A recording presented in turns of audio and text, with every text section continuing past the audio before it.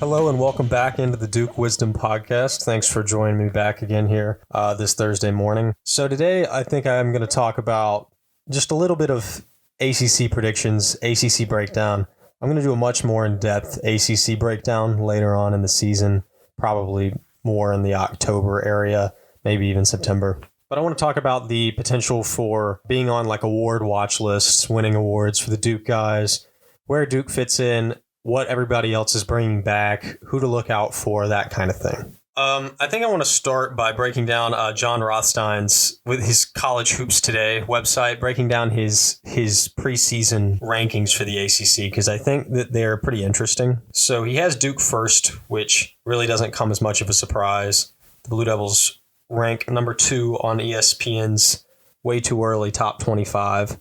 They're projected as a number 1 seed on Joe Lunardi's bracketology, which was updated about a week ago. Projected starting 5 for Rothstein for Duke is Proctor, Roach, Mitchell, Filipowski, and Young. I think he actually changed this. I think he had Jared McCain in the starting lineup, and he has since changed it to Ryan Young. Maybe proof that he listens to my podcast. Definitely not. But funny that it kind of coincided. And then off the bench, Blake's Power, Foster Shoot, Stuart McCain.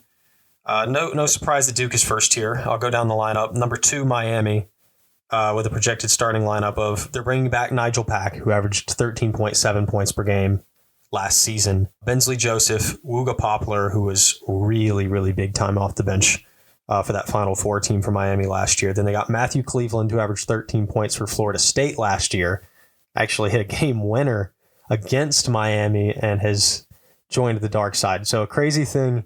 I mean, that is wild to me that he picked Miami. When I heard that Matthew Cleveland was transferring, I never in my imagination would have thought that he'd pick Miami, that his rival school plus team that he hit a game winner on is just wild.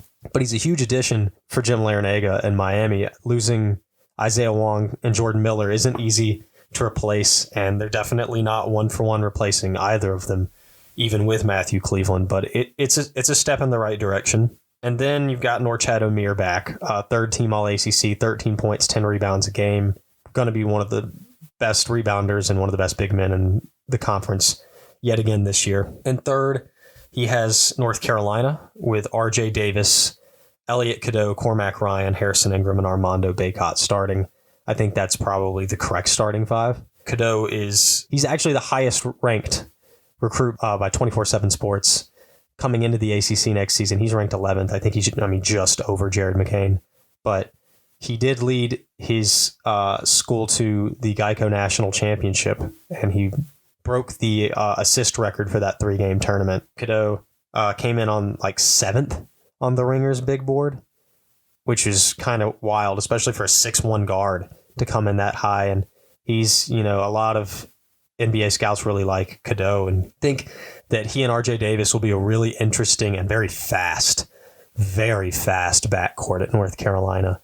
That is outside of Duke, probably the scariest court in the ACC, but also a really short one. I'm going to talk about this matchup here. I realize that I didn't talk about how Duke matches up with Miami, but I'm going to talk about how Duke matches up with Carolina. You've got, in all likelihood, Duke's going to be putting up Roach and Proctor again in the starting 5. McCain could be there as well, but we'll see about that. Looking at their matchup with Davis and Cadeau, I wouldn't necessarily say that they're going to outscore them. They're on face value, just player-wise. I think what Duke holds as an advantage is just pure size in the backcourt. Cadeau and Davis are 6 foot and 6'1", respectively.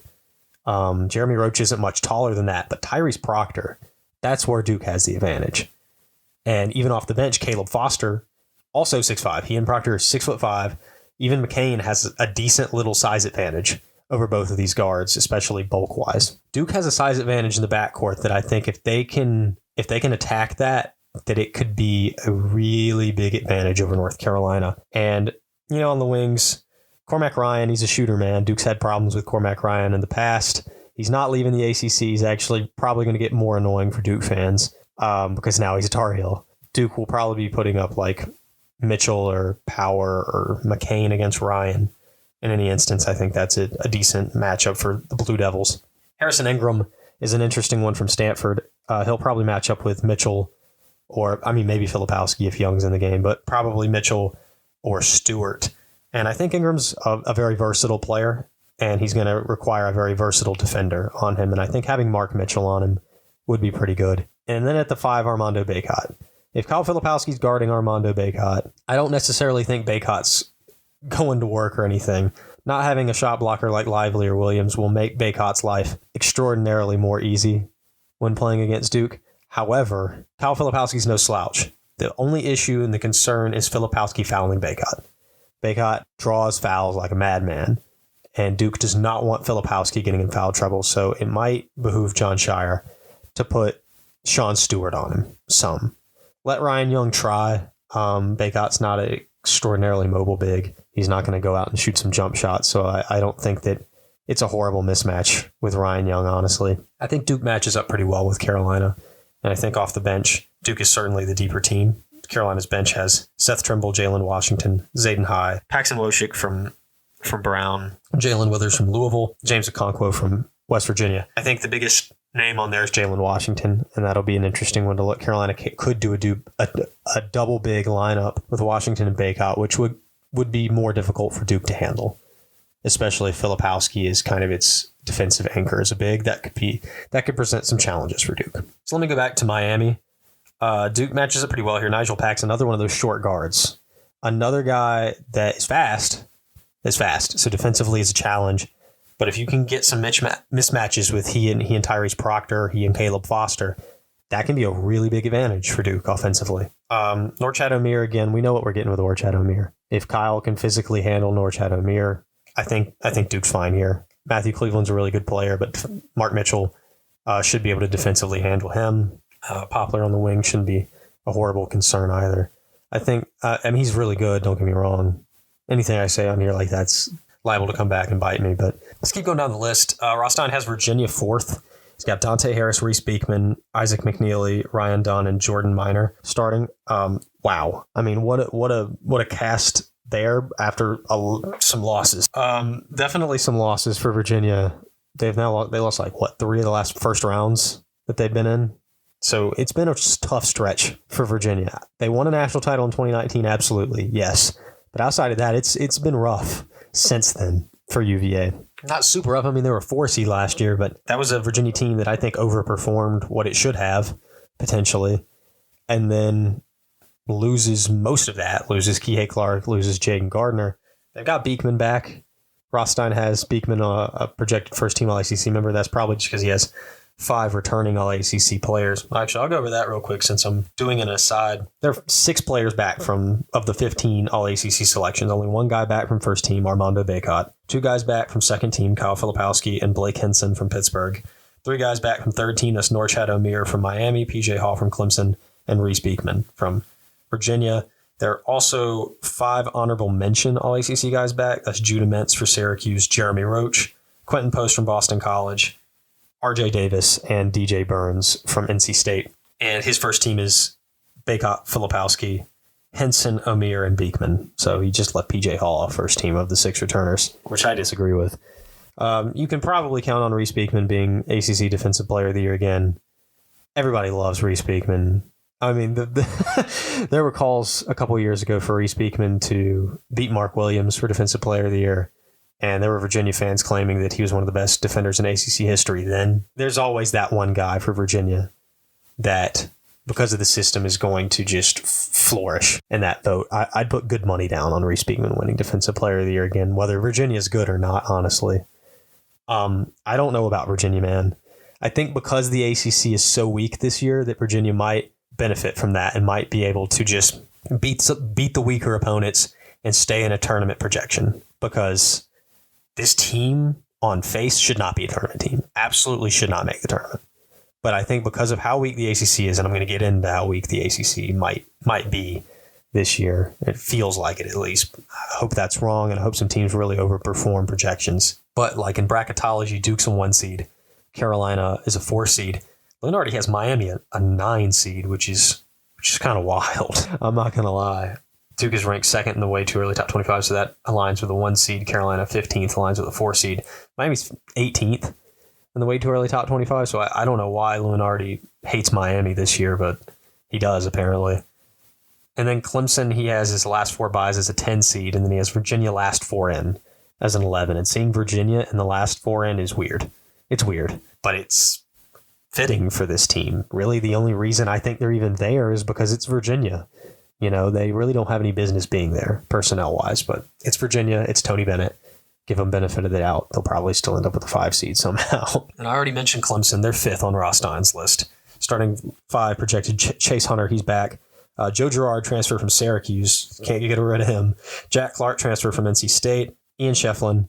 And then PJ Hall, who's back. 3rd-team All-ACC player last year. I like this Clemson team.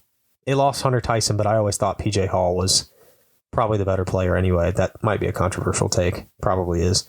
But I think PJ Hall's a really good player. I think having Chase Hunter back's really good. And I think they added 2 really solid transfers. And really solid with Joe Girard. And very solid with Jack Clark as well. I think this is a team that should make the tournament. I think this is probably the 4th best team in the ACC. I'm definitely going to give them the upper hand on UVA. And this is where my preseason ACC for this episode, I'm going to make the full 15 list later on, a month or 2 from now. I will have a full 15-team standing list. Right now, I've got Duke 1, Miami 2, Carolina 3, Clemson 4, Virginia 5. I know that's not going to change. It even pains me to have Virginia as high as 5 because I don't think Virginia has the skill to be 5th, but they're Virginia, so they'll be there. I think Clemson is better. I think Virginia can clearly jump them just because of coaching. Once you drop from 5, there's a pretty big drop. There's a pretty big drop in quality. Want to join a community of Duke accounts publishing news, theories, and predictions on Duke athletics?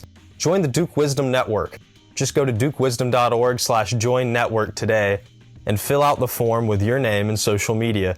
Or you can DM at Duke_Wisdom on Twitter or Instagram.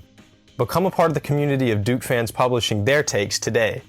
Again, that's dukewisdom.org/join network or DM at Duke_Wisdom on Twitter or Instagram.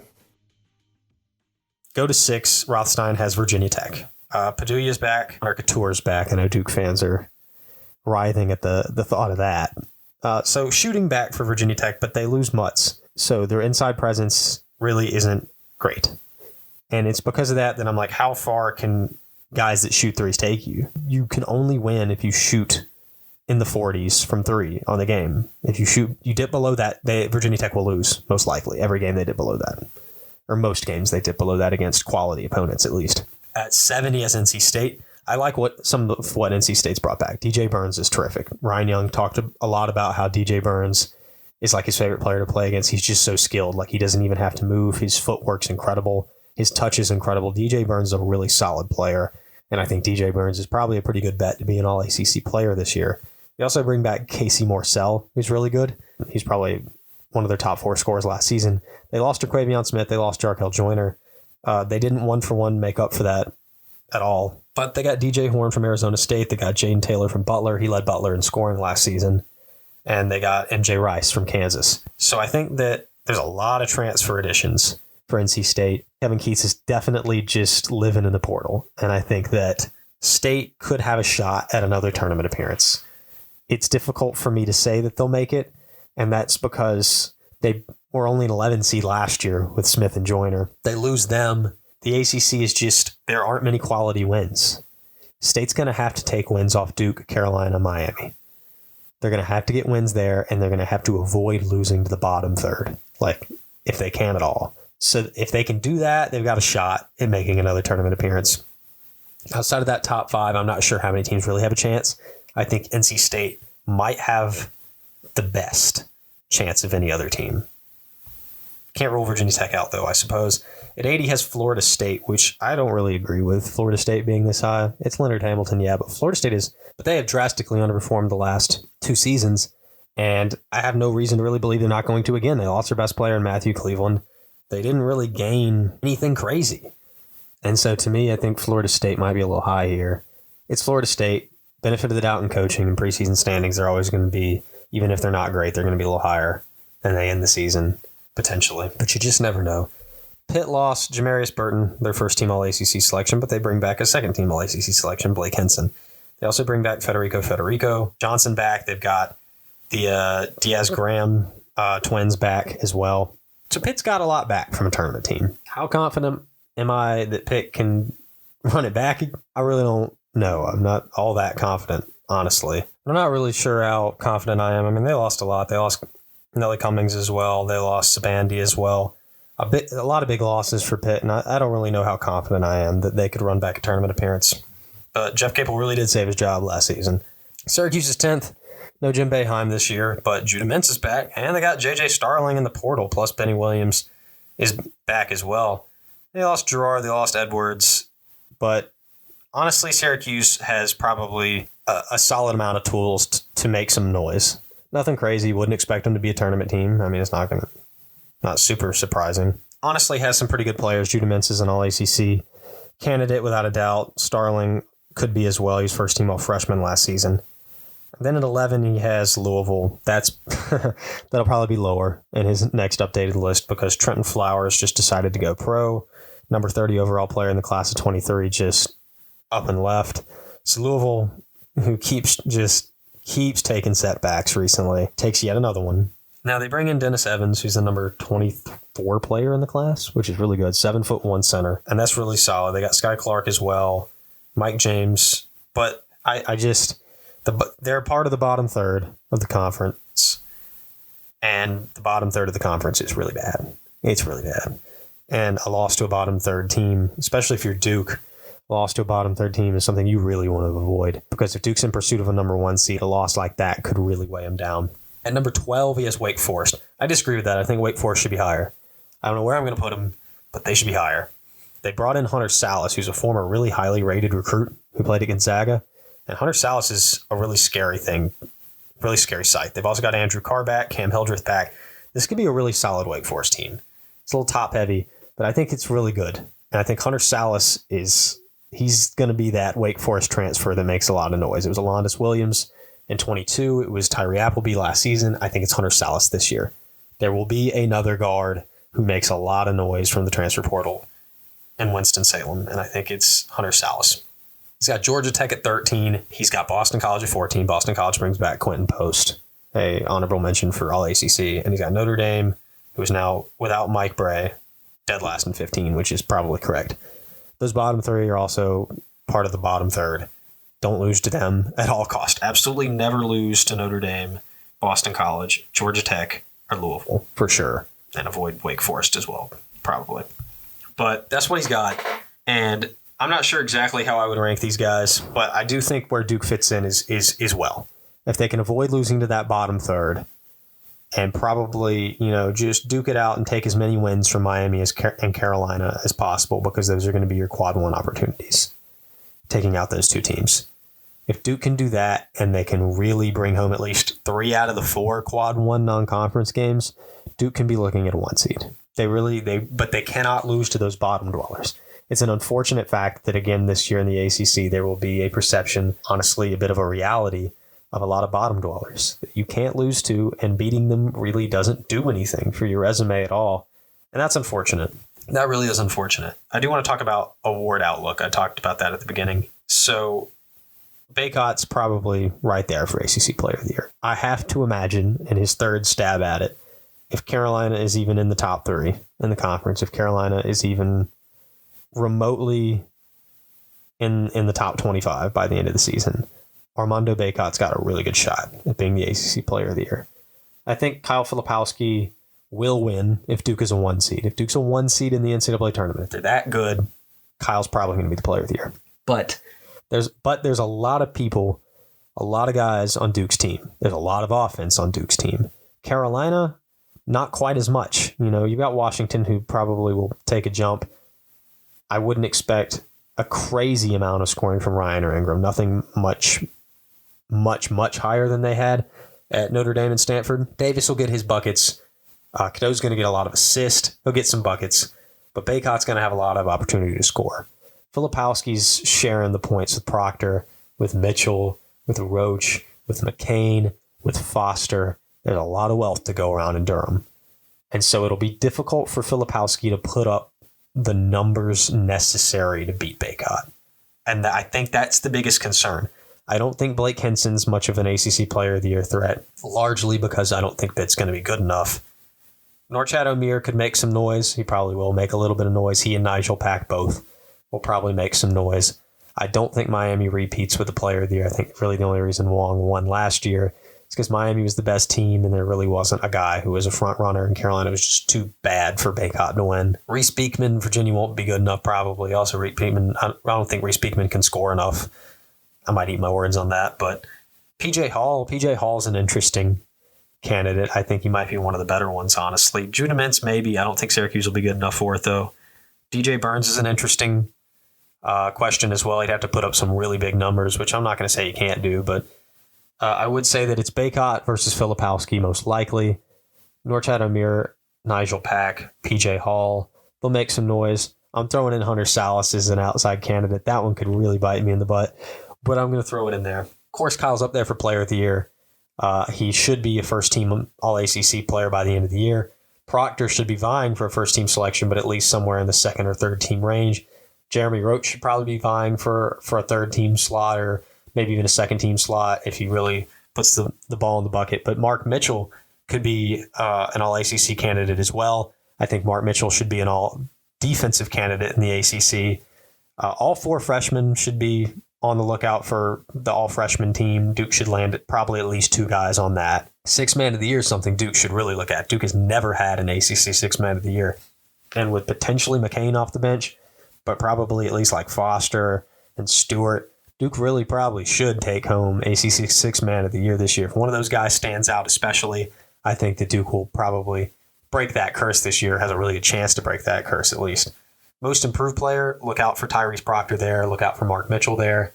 And then coach of the year. You know, Duke's the runaway number one. Let's stop giving it to most improved and start giving it to the best job. And maybe John Shire can make a stab at his first ACC coach of the year. I think that he maybe should have got a little more love last season, but that's my just overall branch kind of quick rundown for ACC projections and just talking about what everybody has, where Duke stands, where everybody should stand. Nothing crazy in depth for this episode. I'll go way more in depth, and I'll have my full all ACC teams and award projections come around the ACC tip-off time and full standings and stuff like that. But I just kind of wanted to do a rundown because there's something I was thinking about. As always, thank you guys for listening. Make sure to subscribe, follow, share the pod. Thanks so much, everybody.